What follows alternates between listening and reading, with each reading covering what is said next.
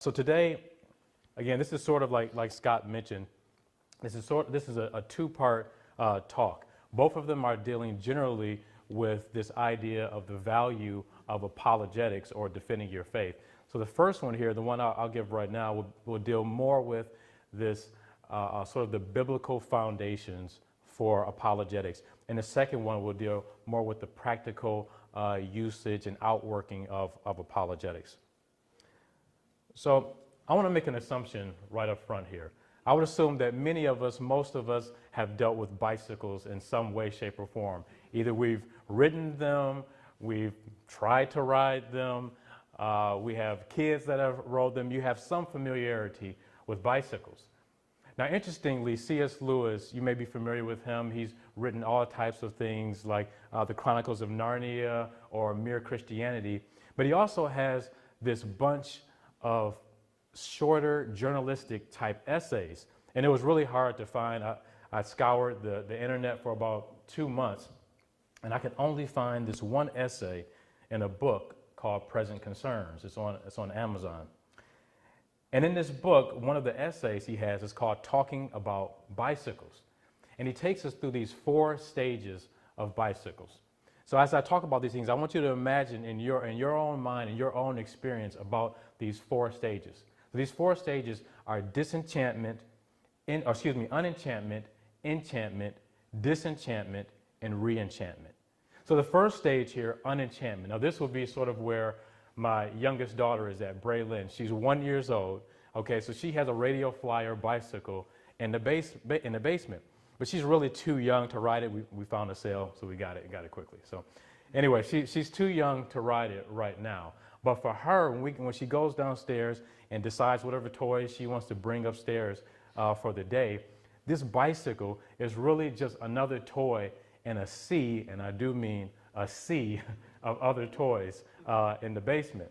So she's rather unenchanted by the idea of riding a bicycle.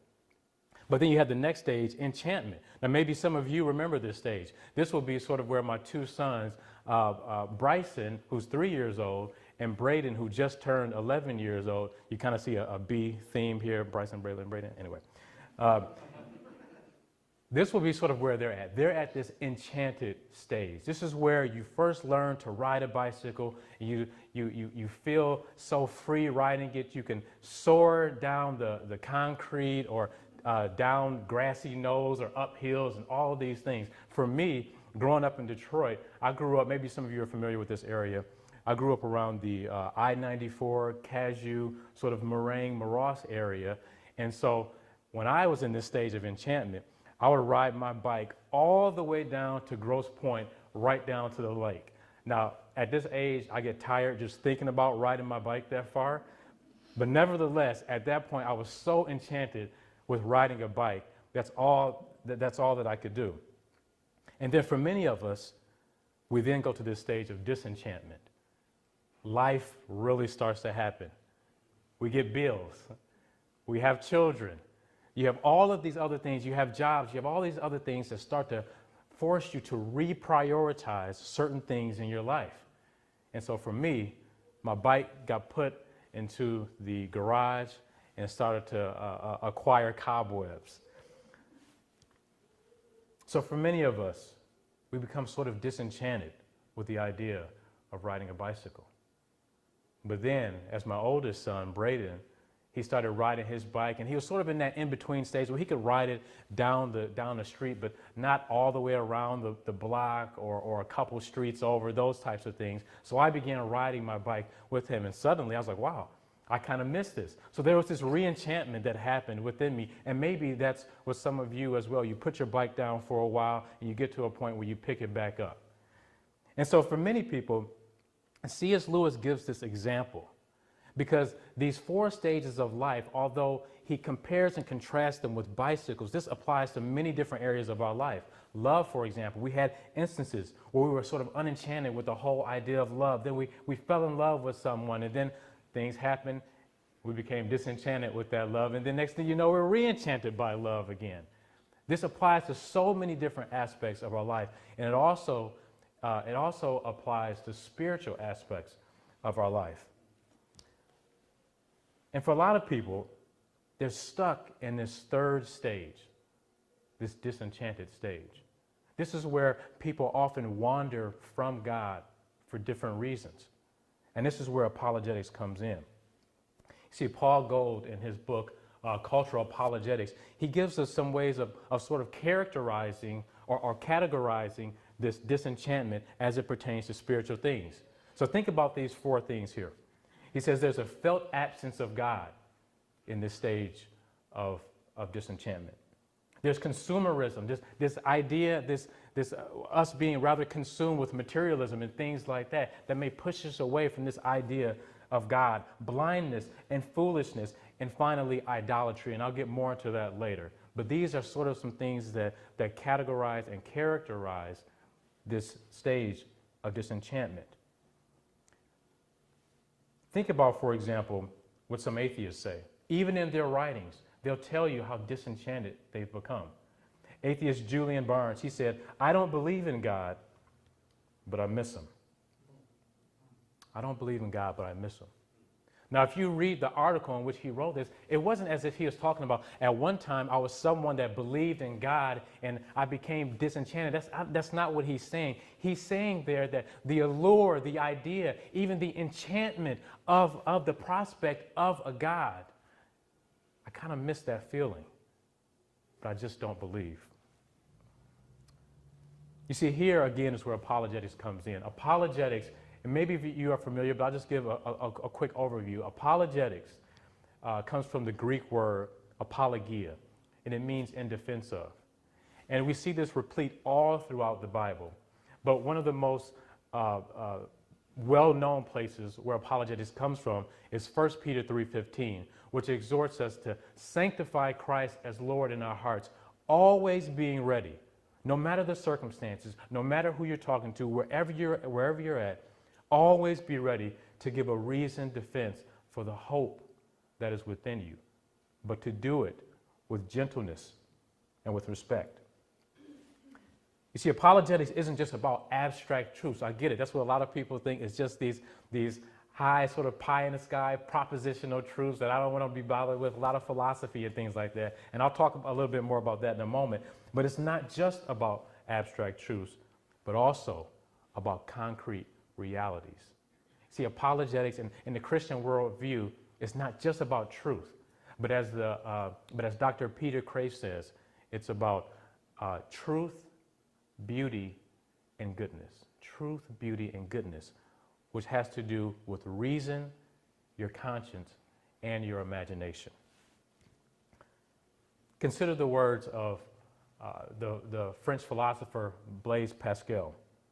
He says, make religion attractive. Make good men wish it were true, and then show them that it is. Show them that it is worthy of reverence because it really understands human nature, and attractive because it promises true good. Listen to what he's saying here. He's saying make religion, make your faith something that's attractive, that people desire to have. Something what this atheist Julius Barnes talked about. He said make them wish it were true. Oh man, this is such a wonderful story. If only it were true. And then he says show them that it is actually true, because guess what? And I'm assuming all of us will believe this in here. It is actually true. This is where we move from disenchantment to reenchantment. Now I get the typical view of apologetics. I hear it all the times. Oh man, this is for those nerds. Sorry, Scott, we're in the same boat here, brother. This is for those nerds, you know, those guys and those women who love to read books that are no less than 350 pages. Who has the time to invest in all of that? Well, let me suggest to you that is sometimes one part. It's one part of apologetics for sure, for some people. But I want to suggest to you something different, something that's more befitting of our modern culture. An apologetic that isn't quite just head focused, but it's also heart focused as well. See, apologetics is typically perceived as this method of removing obstacles from people's mind, removing these questions and claims and controversies from people's mind so that they can see Christianity and Christ and the Christian worldview for what it truly is, and then they can make a decision if they want to believe it or not. But we must also be able to move within a culture which is a melting pot. That is the United States. In fact, right here in Dearborn, think about all the different cultures that is right here. So we can't have sort of a one-size-fits-all approach to defending our faith. We have to be sort of malleable. And so in this way, apologetics is not only about giving reasons for the Christian faith, but it's also about giving reasons within various cultural frameworks. And this is exactly what Paul did. So if you have your Bibles, or if you have a device that has a Bible, or if you have tattoos that have Acts 17, please turn to that. I'm trying to cover all my bases. This is the 21st century, so I see some of everything. But if someone does have a tattoo of Acts 17, I would love to see that. Acts 17. So this is sort of the apologetics chapter. I mean, this is where people go to really understand and really see the practical outworking of apologetics, of defending one's faith. Here, the Apostle Paul goes to, and we'll get into more detail here, but he goes to the Areopagus. He gives this wonderful speech in Athens. And again, this is the book in Acts chapter 17. And what he's doing here, I want you to think about this as we talk through this. He's building a bridge that on one side has disenchantment and unenchantment. And he's trying to build this bridge to re-enchantment. So in Acts chapter 17, and a little bit before it, Paul is going around with some of his companions, Silas and Timothy. And as they're going around, they're sort of going on this speaking tour around the Mediterranean. And they end up in this place called Thessalonica. And this is right in the beginning of Acts chapter 17, actually the first verse there. So when they're there, Paul, as was his custom, he reasoned from the scriptures. As it says in verse 2, then Paul, as his custom was, went into them and for 3 Sabbaths reasoned with them from the scripture. Verse 3, explaining and demonstrating that the Christ had to suffer and rise again from the dead, and saying, this Jesus whom I preach to you is the Christ. So here, and I want you to see, as Paul moves to different places, his strategies change. Remember how I just said that you have to be malleable. You can't have a one-size-sort-of-fits-all approach. And that involves really listening and understanding who you're speaking to. See, excuse me, he knew that in the synagogue, these were Jews. These were people who were familiar with the Old Testament, the only scripture that they had at that moment. So he's saying that, look at all of these different prophecies. Look at how it talks about this Messiah. This is who I came to talk to you about. This is who I come to preach and to proclaim to you. This is fulfilled in the person of Jesus Christ. This is what he's doing in Thessalonica. But as we see, as it goes on, some of them who heard him, some of them were persuaded. But there were others who weren't. And not only were they not persuaded, look at what happened here in verse 5. But the Jews who were not persuaded, becoming envious, took some of the evil men from the marketplace, and gathering a mob, set all the city in an uproar and attacked the house of Jason and sought to bring them out to the people. So there was persecution that began to happen. They were really upset with a lot of the things that Paul and perhaps Silas and Timothy were talking about. So as this persecution started, Paul had to flee. So they sent him to Athens. Now they sent him to Athens alone. So Timothy and Silas was not with him.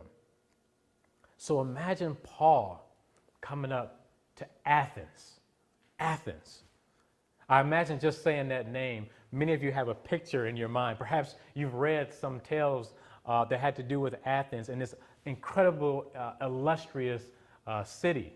Or perhaps you've watched a movie and had some pictures in your mind from these as well. But Athens was the birthplace in many ways of philosophy.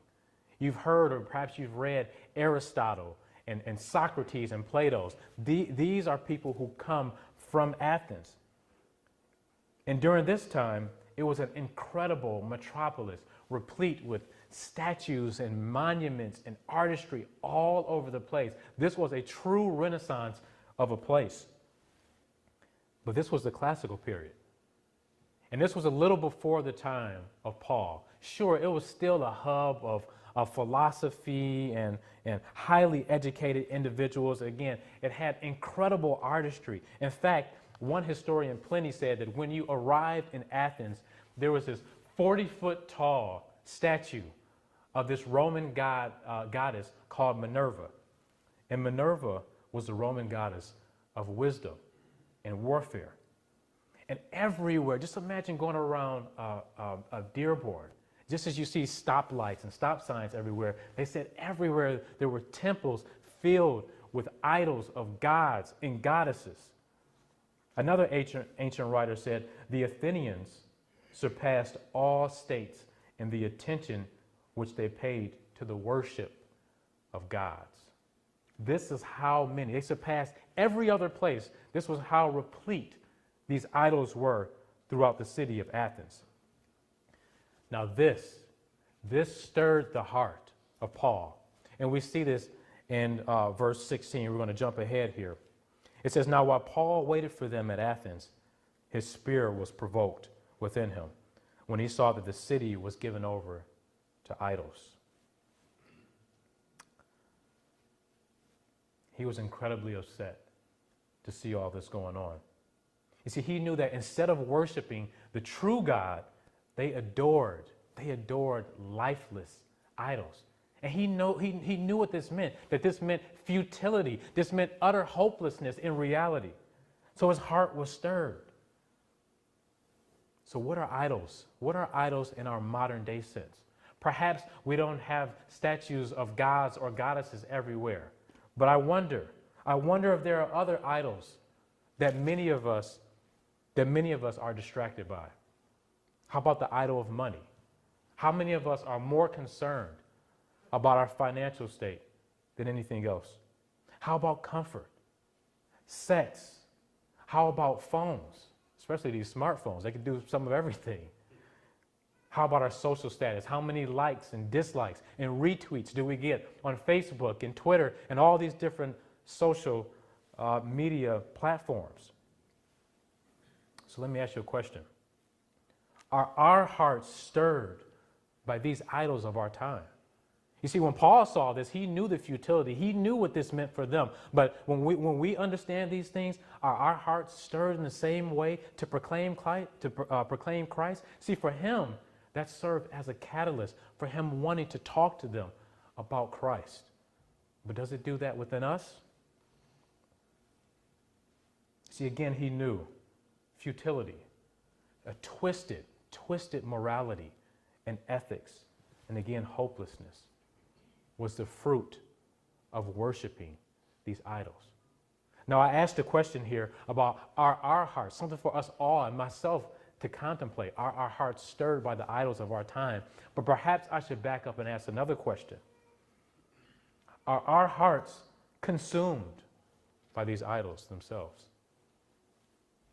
Have we fallen prey to some of these idols in our lives? And do we need to reorient our hearts and our affections towards the ones of Christ?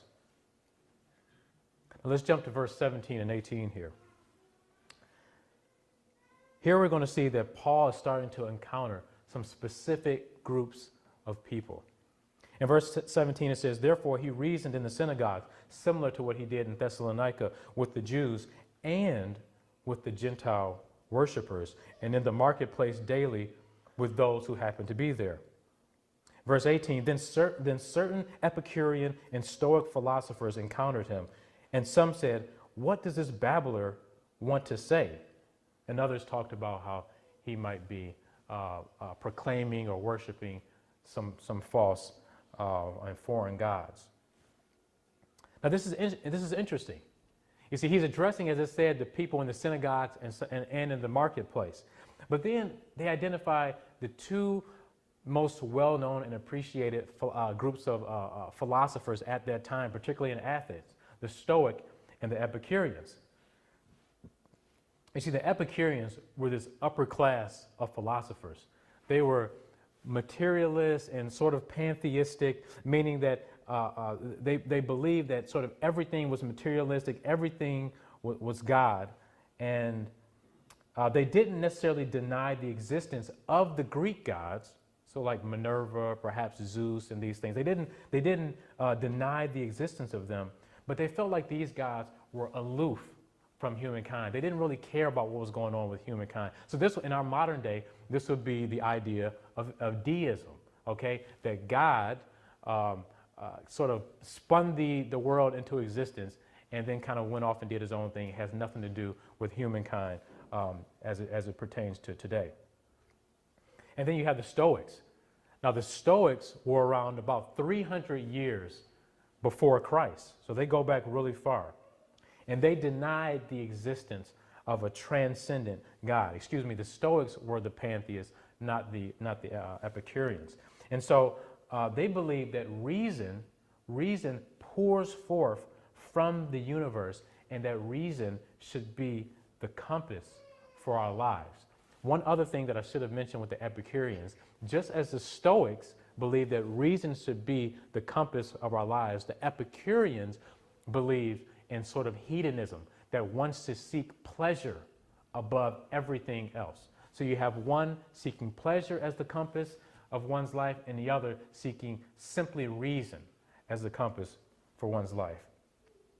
And this has me thinking a little bit about this, these two terms, faith and reason, particularly as it pertains to Christianity. A lot of people are so confused by these two terms, but these are not mutually exclusive terms. You see, in Christianity, faith and reason actually have a symbiotic relationship.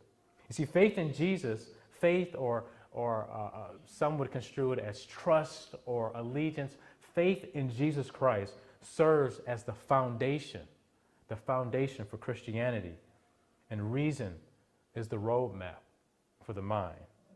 Faith is the foundation. Faith in Jesus Christ serves as the foundation for Christianity, and reason serves as the roadmap for the mind. And so these folks begin to inquire, these Stoics, these Epicureans, these Jews and Gentiles begin to inquire about this new teaching that Paul had, that he was telling them. And so they took him to what was called the Areopagus. Now the Areopagus is two Greek words, eros and pagos. And these two words mean the hill of Ares. And maybe you recognize that word, Ares. That's the Greek god of war. So again, you see this continued theme of idolatry in Athens. Now the Areopagus consisted of the aristocrats. This was the city council. They comprised about 100 people, and they were the leading court. They controlled the visiting lecturers. They determined who would speak, and they investigated foreign cults. So much so that this was the court that ruled and made sure that Socrates was actually executed, because they believed that he was promoting false gods. Now, we have no reason to believe from the text that Paul was necessarily in danger of death by going to speak to the Areopagus, but it is important to understand that these are some of the things that characterize the Areopagus. So here is where Paul gives his famous speech. And you'll notice here in verse 22, the first thing he does is he builds this bridge that we talked about before. He builds a bridge actually in the conversation. And I think that this is instructive for us as we enter into conversation or dialogue with people, particularly on questions or claims or things that may be utterly abhorrent to us. If you want to reach the person, oftentimes you have to build a bridge in the conversation. Here's what he says in verse 22. Then Paul stood in the midst of the Areopagus and said, "Men of Athens, I perceive that in every way you are very religious." Now, some people say this could have been sort of a passive-aggressive comment by Paul. This could have been like a backhanded compliment, like, oh, wow, look at all these idols and statues everywhere. Yeah, you're very religious. But a lot of people, a lot of scholars actually say that, no, this was actually a positive compliment from him. But because, again, he was trying to build a bridge in the conversation. So he was saying, hey, I see that you are very devout individuals. And again, this is key for us, particularly in apologetics. But again, so then we start to see the other side of the bridge in verse 23. He says, for as I was passing through and considering the objects of your worship, I even found an altar with this inscription, to the unknown God. What therefore you worship as unknown, this I proclaim to you. Now, according to Athenian tradition, some 500 years ago, there was this incredible and devastating plague that actually wiped out a third of the population.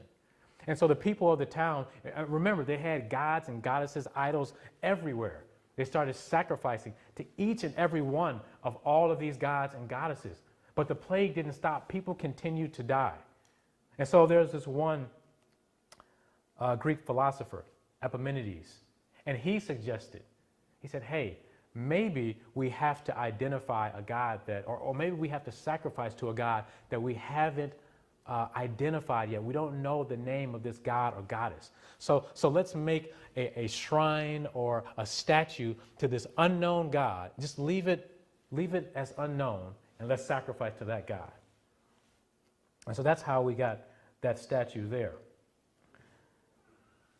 So again, this was ultimately a show of reverence to some God that, again, that had not been previously identified. And so this is the God that Paul would soon reveal to them.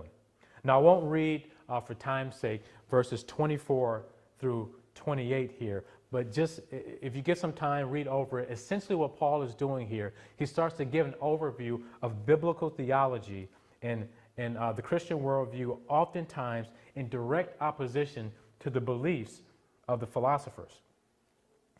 But in verse 28, Paul explicitly quotes a pagan philosopher. Here he says, for in him we live and move and have our being. As also some of your own poets have said, for we are also his offspring. Now here we find that these lines, again, by the philosopher I just mentioned, Epimenides, and another poet of that time, Aratus, these are lines that were actually meant for the Greek god Zeus. So what did Paul do? Why would he use these things?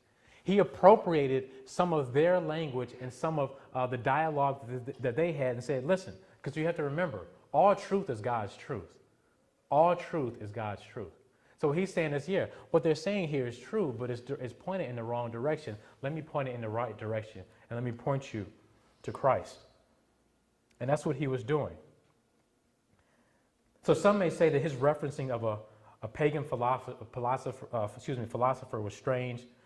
But in this way, we have to remember that this is a way to bridge the chasm of understanding. You see a lot of people doing this. They'll use media, they'll use movies and music and fiction books to all as ways to talk about Christianity and help to bridge that the chasm in these conversations. So Paul goes on to continue his descriptions, and he ends with God judging the world through one man, whom he provided proof for by raising him from the dead. Now this was scandalous to the ears of the Greeks, who lacked belief in any kind of physical resurrection. But the text does go on to say that ultimately some believed, and it actually names a man and a woman who believed.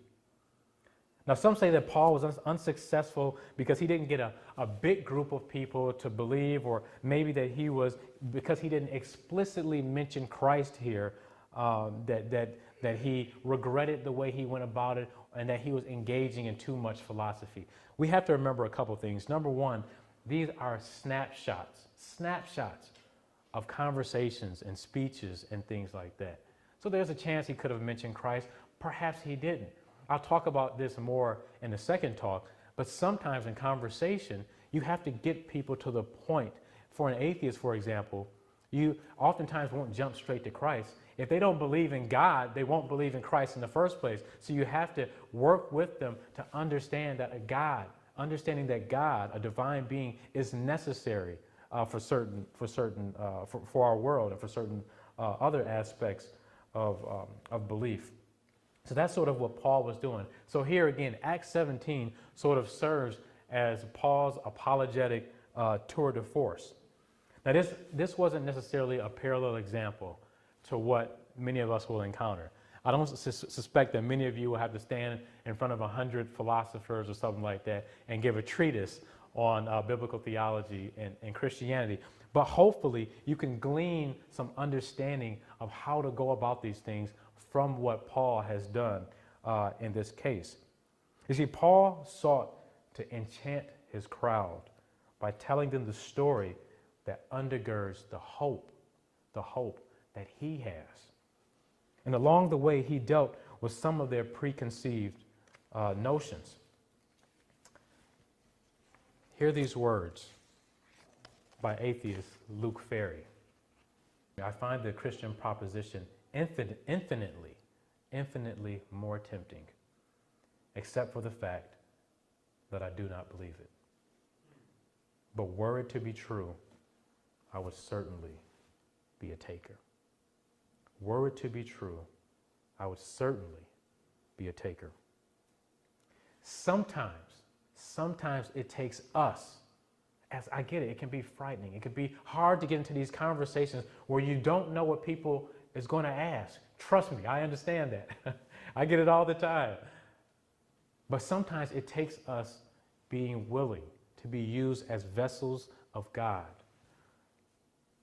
For us to be used to explain that the desire that people have, the enchantment, the allure of the Christian story is not a desire that's misplaced, but that their desire is actually a true one.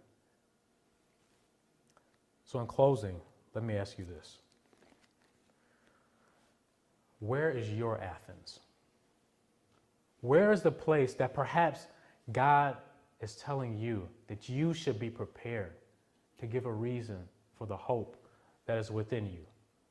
Where's that place? Perhaps it's when you walk out here and you encounter someone at the grocery store. Perhaps it's your next door neighbor. Perhaps, I know with COVID, a lot of us are working from home, but some of us have gone back to our physical buildings. Perhaps it's with a coworker. Where is your Athens? Where is the place that God would have you to go and be a vessel for him? Remember, no matter what, always be ready to give a reason for the hope that is within you, but to do it with gentleness and respect. Thank you.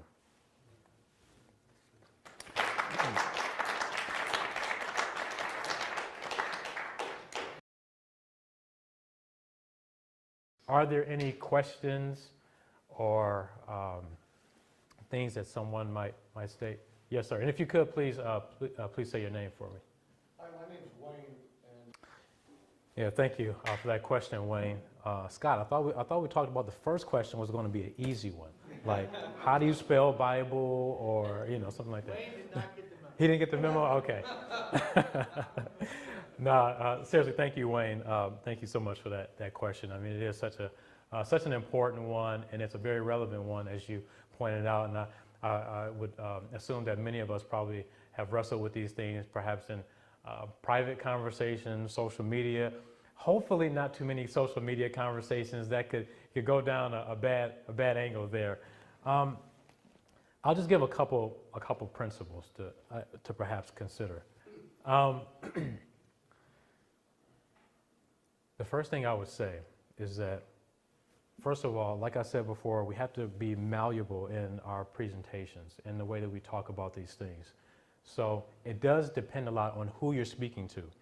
If you're speaking to another Christian, it might be one way. If you're speaking to a non-believer, it could be a totally different way. Let's say you're speaking to a non-believer who's incensed at a lot of the unrest. And I won't go into, picking sides or anything like that, but I'm just going to talk about it sort of generally here. But let's say you're talking to an atheist who's, like I said, uncomfortable and incensed by, or let's say this person is an advocate for justice and things like that on whatever realm you might say. And you can build a bridge in the conversation and say, I agree with you.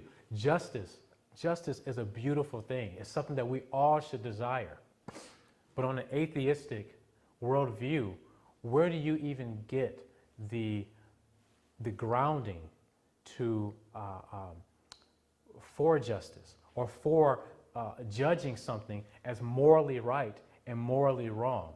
You see, there's no objective standard on atheism, because atheism assumes a reality that's subjective and relative. So at that point, if our universe is one that came together by chance, by happenstance, if we are just a collocation of molecules and a result of evolution, but there was no guided force, there was nothing that intimately created us, then how can you have sort of a reference point for judging something as good and evil? It's only up to your own standard.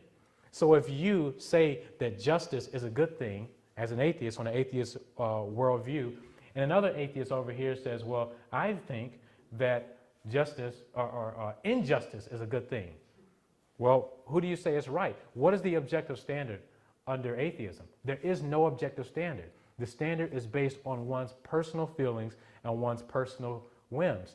So at that point, might is what will characterize it. And we saw that, for example, with the Holocaust. It wasn't that it was ever a good thing, but Hitler and the Nazi regime had the might, they had the power. So their morality is what became the standard. So I'm not saying that atheism, I want to be clear here, I'm not saying that atheism necessarily leads to something as atrocious as the Holocaust or antebellum slavery or any of these other historical atrocities. I'm not saying that at all. But what I'm saying is, on an atheistic worldview, there is no objective standard with which to adjudicate moral values and duties. Something that's good and something that's bad, something that's right and something that's wrong. It's only dependent upon the person. So that's how I would sort of engage with someone, and then I would sort of build a bridge. But in Christianity, we serve a God. We serve a God that in Isaiah chapter 61, I believe it's verse 8, he says, For I, the Lord, loves justice. In Psalm 89:14, we serve a God that says that the very foundation of his throne, the pillars of his throne, was built on these two virtues of justice and righteousness. You see, justice and righteousness are virtues that flow from the very being of the God that we serve. So we have an objective reference point for saying these things. So anyway, that's sort of how I would engage with a non-believer. With a Christian, it's to get a bit more sticky, because I get it. There are sometimes, dependent upon one's political affiliations and things like that, one may perceive things a bit different, okay? And I won't get into the difference in politics. That's not what I do up here. But I will say, in conversations with Christians, I would say just try your best to think about these things from a biblical worldview. It's hard. If I can be honest, all of us have blind spots in some ways. A lot of cultures, you have blind spots, okay? If you talk to Christians from other faiths and ask them ask them how they would perceive something like the parable of the lost son or the parable of the lost coin, I guarantee you'll glean understandings that you never had before. Why? Because they're coming from a different cultural reference. And that's what's so beautiful, I'll say, about the body of Christ in general, is that it's comprised of so many different cultures and so many different peoples, so many different racial and ethnic groups, that we can come to understand God better from our sort of multi-ethnic mosaic family. But back to your question specifically, with Christians, I would just try my best to focus on the Bible, how we should perceive these things, and try and filter them through the two greatest commands that God gave, to love God and to love your neighbor as yourself. I do want to say one more thing real quick, and I think you had your hand up, so I'll come to you in 1 second here. COVID-19, forgive me, I skipped over that. COVID-19, RZIM has done talks on COVID-19, Q&As on COVID-19. So if anyone wants to hear this subject talked about from a lot of different angles and perspectives, if you just type in like COVID-19 and RZIM, you'll get a whole list of stuff, information to chew on. One thing I'll say is that COVID-19 has brought so much uncertainty, so much unrest, so many differences of opinions and how we should even engage with this virus, okay? What I can say is that as a Christian, no matter what storms come, no matter what uncertainties may get brought up, Christ, as Marcus sung about earlier, is the cornerstone. He is the anchor for our souls, as it talks about in Hebrews. So even though these things happen, and perhaps some of you have lost loved ones, perhaps you've had loved ones who've been affected in different ways, maybe not physically, maybe their jobs or things like that. So there's depression, there's all these things going on. The God of the Bible cares about these things.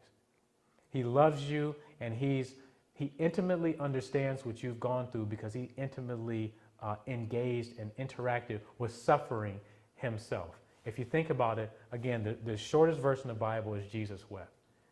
So He cares about all the emotional things that we deal with, but even through all those things, our hope, no matter what, is undergirds our faith. So that's just a couple of things I want to say about COVID-19. But again, if you want to see this explored from different angles, RZIM has done a number of Q&As and things on it. So. From you being an individual that's being reliant upon God, and as you know, Paul talked about him not relying upon wise words. How would you respond to that? Oh, that's a good word, Tyra. You can come up here and get the next talk. No, thank you. Thank you for that question. I'll repeat it. Hopefully, I'll get the essence of it. Please correct me if I'm wrong. So essentially, what Tyron was asking there, he was saying, how do you talk to people, particularly within the church, who have this view of apologetics where it's something that like people that you have to be like really smart or have eloquent words or eloquent speech to engage people, and that apologetics is oftenly more reliant on on these elements of philosophy and reason and logic than actually reliant on the power of the Holy Spirit. Is that the essence of the question? Okay. Great question. What I would say is, come to my second talk at 10:30, and I'll explore these things in more detail. No, seriously. I am going to talk about these things. Really, that's a great question that leads into my second talk here. But I would say this. Apologetics is woven into evangelism. If you ever talk to someone about your faith, then you're giving a reason, okay? So many of you who are you probably look at me as an apologist or Scott as an apologist because I do this for my vocation. But if any of you have engaged someone and defended your faith in any way, and I'll actually talk about different ways in which you can defend your faith in this second talk. But if you've done that, guess what? You've done apologetics. You've been an apologist. And if you've been engaging in evangelism and talking to people about Christianity, about the truth of who Christ is, about the truth, the beauty, the goodness of the Christian worldview, then you've done evangelism.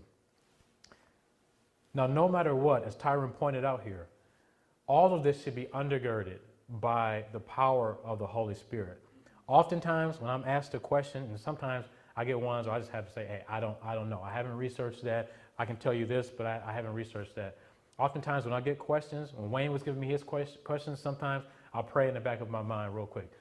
God, help me to give an answer that touches Wayne here and some others in the audience.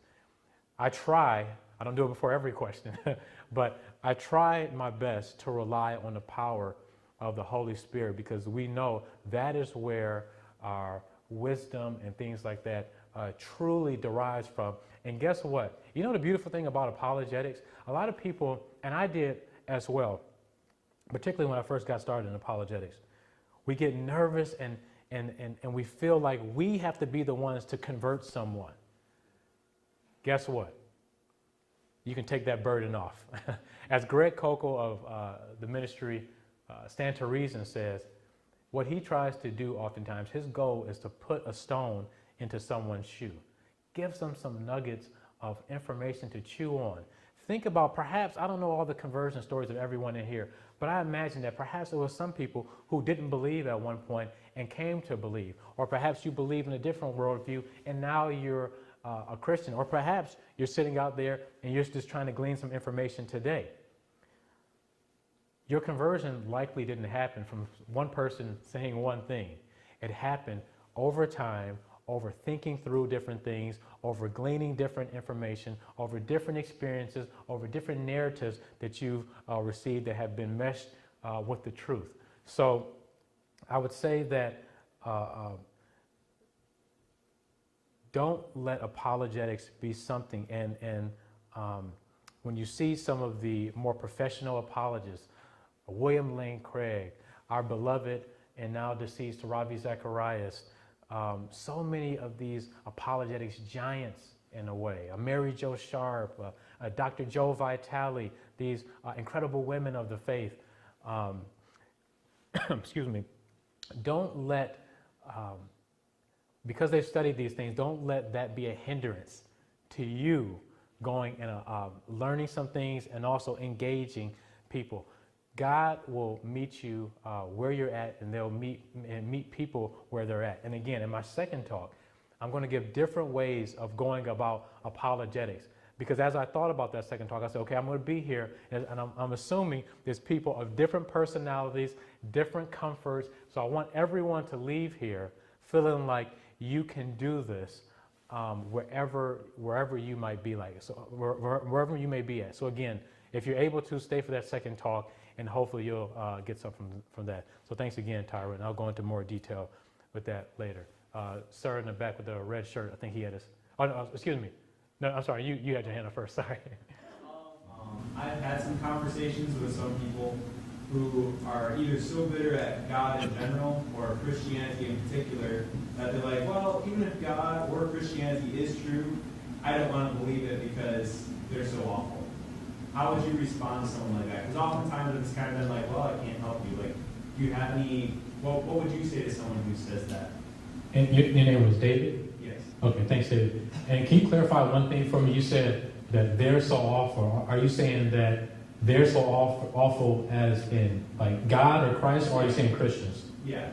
They'll say God is so awful, the God of the Bible, that even if he were true, I wouldn't want to believe in him. And I'm like, well, it doesn't look good for me to prove that he's real then. Like, you've already, like, I don't know where to go from there. Yeah, great question, David. So the first thing I would do is, and I would suggest to get a book called Tactics.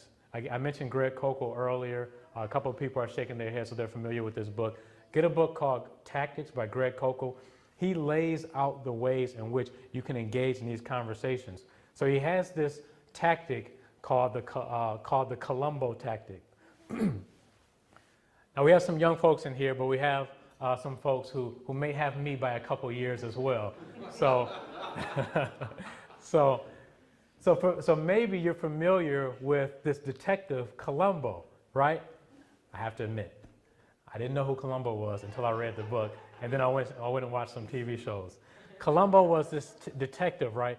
And he kind of acted like a bumbling, fumbling kind of guy. Like, he really didn't know, a whole lot. But it was all part of his sort of shtick. And he would ask a lot of questions. And that's how he would really get to the root of the question, or to the root of the individual.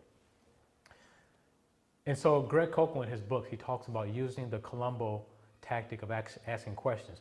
Although he talks about it in a Columbo sense, really Jesus did this many years before Columbo did.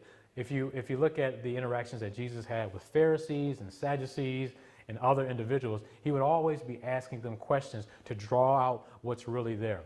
In Colossians chapter 4, verse 6, this verse says, always be, to let your speech be gracious, seasoned with salt, always being ready to give an answer to every person who asks. Not every question, not answer every question, not answer every claim, but to answer every person. So the important point of that is that we want to be person focused, okay? So that often means that a question often serves as a veil for what's really the underlying issue. So questions will actually help to draw out what's the issue. So David, if someone were to ask me that, I would say, well, in what ways do you find God to be abhorrent? In what ways do you find that you just, even if Christianity were true, if it were to be proven true, why wouldn't you be a Christian? So I would try and draw out some more responses. Now you might get something like, well, some people have had personal experiences with Christians themselves. And I'll talk about that a little bit in my next talk as well. So that may serve as the root of some of their bitterness. Perhaps there'll be other apologetics claims like, wow, do you see God, as Scott mentioned when he was reading my bio, a question that I deal with all the time is slavery in the Bible. Wow, well, God seems to condone slavery. You see it throughout the Old Testament. You see Paul talk about it in the New Testament. Why in the world would I want to serve a God who seems to condone slavery? Or you have someone that might say, if you think about in the Old Testament, the slaughter of the Canaanites, why would God say, go kill these men, these women, these children, the animals? Why would you even want to serve a God like that? Or perhaps they'll even say something like, I see an inconsistency with this God, so this God can't be true. How can this God say that he's a loving and an all-loving God, but also be a promotion of such evils as the ones that I mentioned? So David, what I would do, again, I would ask questions, try and draw these things out, and then that'll give you some particulars with which you can deal with. And you know what? It's okay to say in some of these references, if you're not familiar with the whole narrative of the Canaanites and things like that, or you're not familiar with many of the biblical passages that discuss slavery and things like that, it's okay to say, hey, that's a great question. Let me look into that some, and I'll get back to you. But actually get back to them. That's the beautiful thing. And you'll be surprised at how many people respect the fact that you took the time to look into it and get back to it. I'll say this last thing in closing. Earlier, I mentioned Abdul Murray, a friend and a colleague, Senior Vice President of RZIM. He spoke at some of the conferences that I believe. So I actually think that he spoke with Pastor Jeff too at some conferences, I believe, in the past. Part of his conversion story from Islam to Christianity dealt with the fact that he had people in his life, one of his great friends, Mickey Badalamenti, and a New Testament, a person who's now a New Testament scholar, Dr. Michael Licona, who's written a lot on the resurrection of Jesus. These individuals at a young age constantly talked with Abdu about these different questions and claims and things like that he had about the Christian faith. So they walked through them with, and oftentimes that meant they had to go do some research and then come back to him. And now, I mean, Abdu is someone who's just, a giant in the, literally, because he's like 6'8", but he's a giant in the apologetics field, and someone who, I've gleaned a lot of wonderful information and perspective from.